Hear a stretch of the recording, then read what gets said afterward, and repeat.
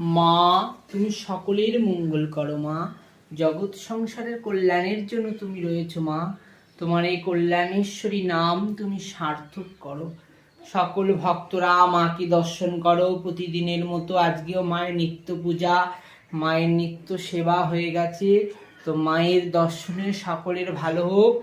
দিনের শুরুটা মায়ের দর্শন দিয়ে শুরু হোক সকলের। তো আমার সোনামা সকালবেলা সেবা পেয়ে গেছে, পুজো হয়ে গেছে তার, সেও খুব খুশি।